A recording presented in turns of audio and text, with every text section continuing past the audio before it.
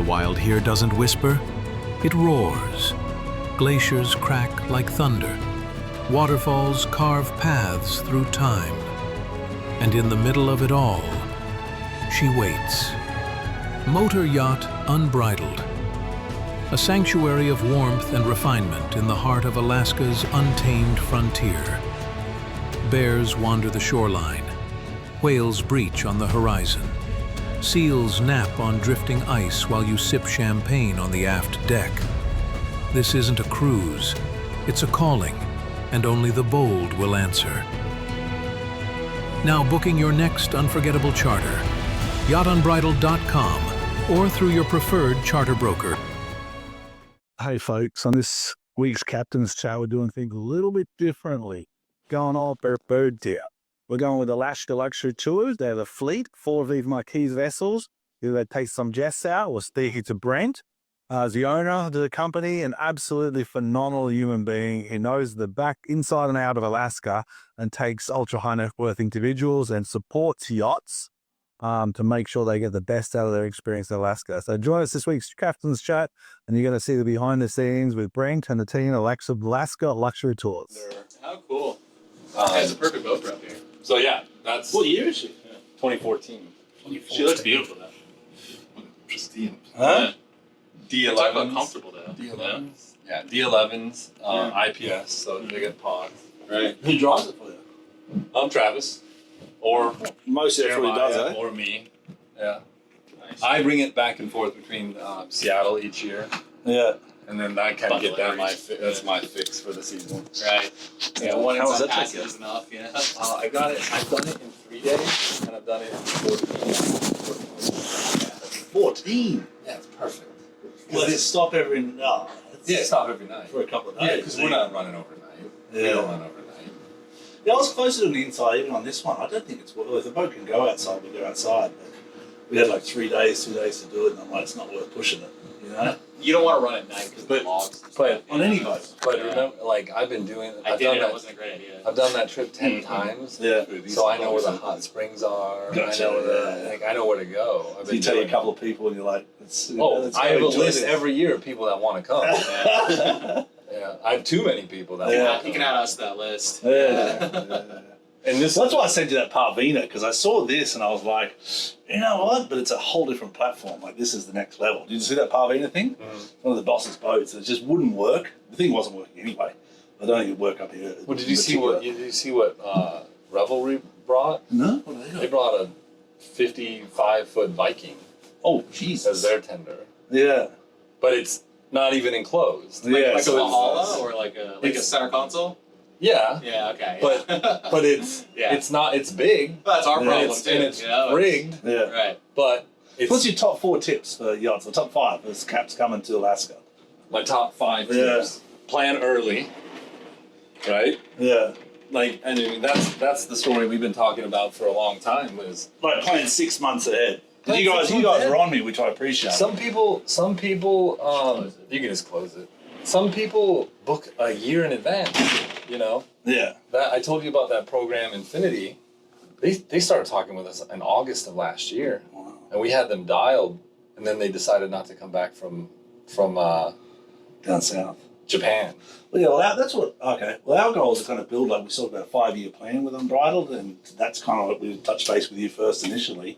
And Zach's been up here for years, but it's a whole different platform, what Zach's got, what he's built here. But I think, you know, for us, we have to align with a luxury, because all of our clients all want luxury.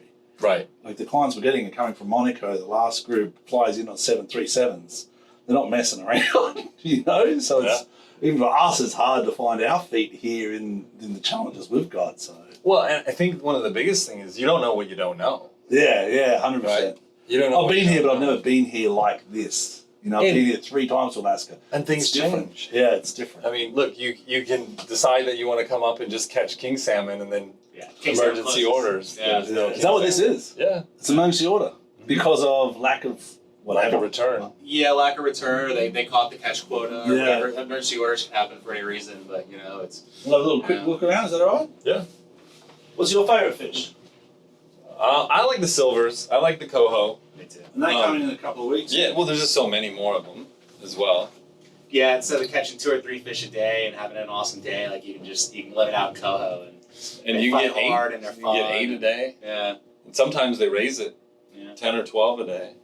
We got a couple trips coming up. We like to Eastern Baranoff, where we do some good coho fishing. The next few weeks here. It's 6 or 7 comfortably. Yeah, 6 easily. There's There's awesome. 2 heads. There's Yeah. when you go in the master. There's a full head and shower. One sweet there. thing. Yeah. Yeah. This is a perfect platform. For what? And it just kind of happened by accident. Yeah. We were doing chase boats with our with one of our smaller marquees, Yeah. and then when Pushing the limits of it.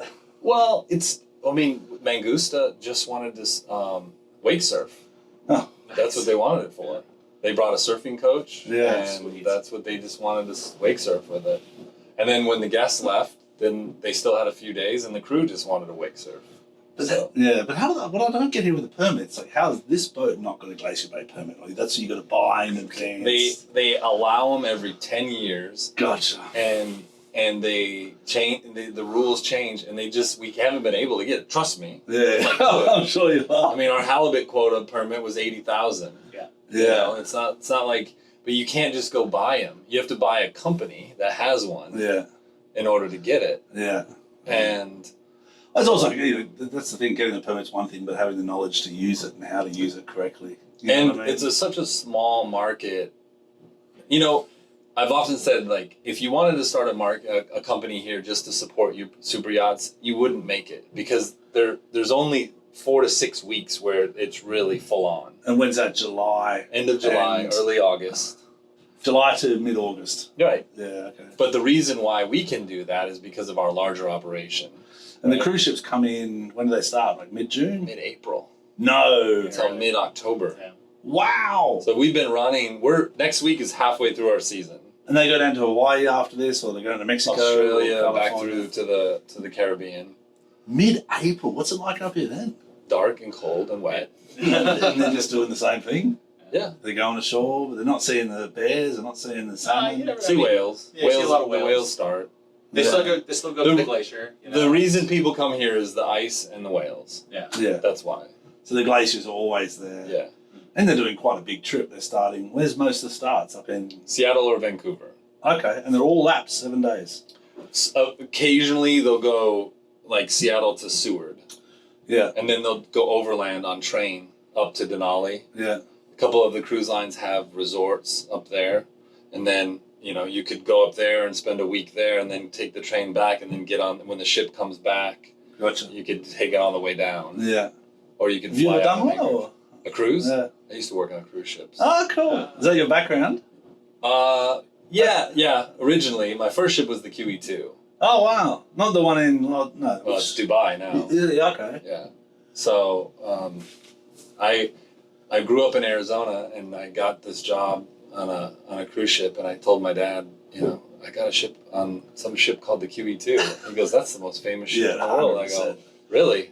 Titanic, Queen Mary, and QE2, mate. And he That's goes, the top he 3. goes, "Oh, what are you gonna do?" I go, "I don't really know, but I'm doing a world cruise." Awesome, man. So I did a couple years on that ship, and then my boss, he said, we were building the greatest ship in the world, the Queen Mary 2, and we want you to go be a part of it. I go, "Nah, I'm good. Yeah. I'm here. I like this." QE2 was built in 1967. I didn't have the perspective to know that it was a real piece of work. Yeah. Like, it was old and tired. Yeah. And so I It's got moved to name. France, and that Queen Mary 2 was the biggest ship in the world at the time. Yeah. And so did that first couple of years, and then I left and moved to the Caribbean. That's where I got my captain's license. It was in St. Thomas. Okay. And then worked there for a while, moved to Hawaii. On yachts there, ferries there, or? I was actually got my sea time on a ferry. Yeah, cool. And then started doing more tour type things. It's a good area. Like even now, we did a trip there, charter last, I think December. We did a charter there for 10 days. It was awesome. I ran USVIs, BVIs. Yeah, I No, ran a no. water taxi in the BVI for a few years, so that's Yeah. how I kind of learned this market. Gotcha. And then moved to Hawaii, where I learned about the whale game. Yeah. And then I came here, and my first year here was 2017, and I started this company in 2018. Oh, nice. Wow. Yeah. I came up here, and I was just kind of shocked at, like, why is nobody doing anything nice. Like all you have to do is walk through this harbor. Yeah. You stand out. Like I look at the top of them, yep, they're the boats. Yeah. So 1, 2, 3, 4, they're different, you know. So that's how it all sort of happened, and then this has grown from there. Apparently, people like nice things. Yeah, 100%. You know? Well, I think it's well managed and you market it well. I think they do. You know what I mean? People when we first pulled up to the fuel dock, people laughed at us. What are you gonna do with those shiny boats? Yeah. You know. And then you're still here years later, and you're like, well, this is what I'm doing. Yeah. They must love this area. Yeah. So this, check this out. Well, back there too. Oh wow! Open up the barbecue. Watch the whales. You can fillet the fish right there. You got a live well for your crab that you catch that you pull up in your crab pot. How cool. This is a dream boat for up here, isn't it? What type of clients do you usually get? Well, I mean, these are the clients for this, because the guests are only. This is a day boat for the guests. Yeah. But we can This house. is an upgrade from the Hans Explorer. We can house ourselves, right? And so we got a washer and dryer. Yeah. We're not taking on from your berths and your crew. Yeah. We can It's an add-on. self-facilitate here. The guests, this is an extension. So we take your guests to go do things, you go reposition. Yeah. We can get so much more out of your week by using this. This can cruise at 30 knots. So we pick up your guests, you go, and then you take off, Yeah. and then we'll be back for lunch. Or you send us to, and you can serve lunch here. It's a dream. It's a dream scenario.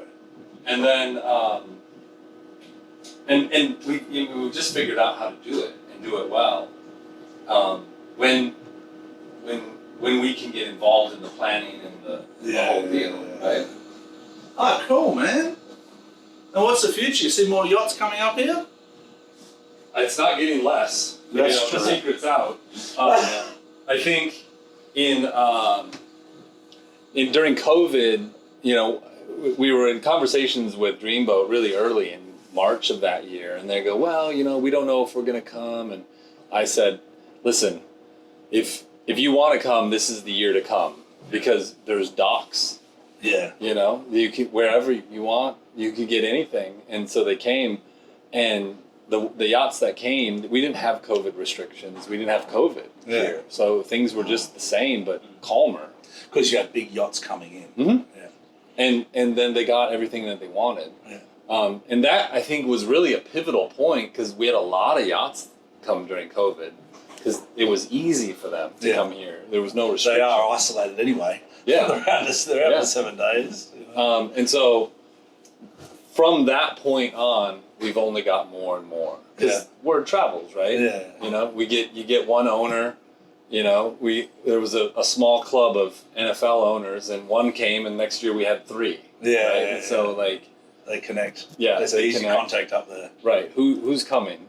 Mm-hmm. Oh, he was here last year. So then next thing you know, we had 3 different big 100-meter plus. Yeah, you don't have to answer that, but how do you find the employees? Like even yachts, we have challenges with crew, but you've got to really change your. The people here are not probably used to dealing with the high net worth individuals. You got Travis, obviously. Yeah, we have a 96% return rate for our team. Wow. Because Season after season. Yeah, a lot of them are just seasonal. They chase the whales. They follow the whales here, and then they go to Hawaii to watch the whales in the winter. Mostly Americans, obviously. They're all Americans. Yeah, and so that's how that's how we get them. And then tips are better when it's quality and that's not quantity. Yeah. We're not just putting 100 people on a boat and lecturing about a whale and then. And do they have most of your team? Do they have a little bit of a background because they love whales? Do they have a bit of a presentation for the whales, or do they give the clients the whole thing?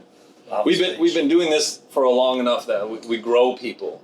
We don't hire people to go work on the super yacht chase boat. We hire people to start delivering products, and then as they show aptitude and they get better and they learn more, and we are able to sprinkle them in different experiences, and then they gain confidence and knowledge. That's how we grow them into the position to be able to do. That's very interesting with ecosystems. I walk down the docks and Someone got off an old boat, no disrespect, it was just an old fishing charter boat. The guests were not happy, I could tell. And the lady walked off like 10 minutes later going, no tips today. And then you see your program and the guests are always happy. I think young girls are driving the boats a couple of We have times. 7 female captains. Yeah, I was impressed. Nice. I was really impressed. I was like, 7-year-old captains. I'm like, cool, man, this is a good platform. Yeah. You know? They're better captains. Yeah. Fair enough. I don't care what I say, but I'm a captain. I do agree with you. It's like a lot of the first mates I've had on board, I'm like, as crew members, females have been. They're a lot more detail orientated, but I tell you what, the boys we've got on deck now, Yeah, you gotta go. whew, you can't. The elements we put them through, from the heat of Costa Rica and Panama up to the rain. That's the challenge we have, is we have so many different clients and so many different areas that we cruise in, so that you just need a team. That's the one we try to right. accomplish. And we have 42 on our team now. Wow. So What about Hawaii though? You mentioned Hawaii. Do you go there? Do you have a business there? we don't, but they do. Yeah. Because it's not desirable to be here in the winter, Yeah. and it's not desirable to be in Hawaii in the summer. Right. It's You don't want to do 2 businesses. You don't want to do that business. You like got having enough time off. Yeah. Right. Well, what do you do? Oh, that's the luxury of it, isn't it? I mean, you come up here and you work for 6 months, and then a month of setup and takedown, and then you get some time off. That's Yeah. awesome. How Yeah. cool is that? Yeah. Going to Not in yachting, you don't really. No, yachting you sure don't. Yachting No, is- never. this winter, I'm going to Sri Lanka. Ah, and cool. Nice. Cambodia and Thailand. I was in Thailand earlier this spring, but Sri Lanka. I was in the BVI 2 weeks ago Oh, yeah. doing a Nice. charter down there. Oh, that's awesome. Yeah, with Starlink, I mean, I can do anything anywhere now. Yeah. Do you travel a little mini one? I've got 3. This one has one. We have one in for our office, and then I've got the little backpack. How big are they one. now? Because I'm seeing they're getting smaller. Size of a piece of paper. Wow. Nice. Yeah, yeah, it's great. Well, we better go track down these boys. Yeah, let's go out there. Yeah. Go down these tenders. If your brand belongs in the heart of the yachting world, this is where it happens. Yachting International Radio reaches over 1 million yachting professionals and enthusiasts every month, with 77 million impressions, 220,000 social followers, and 74,000 podcast subscribers. Our hosts are insiders, crew, captains, CEOs, trusted voices shaping the industry. This is targeted, high-impact advertising in a luxury niche. Visit yachtinginternationalradio.com/advertise. Your audience is already listening.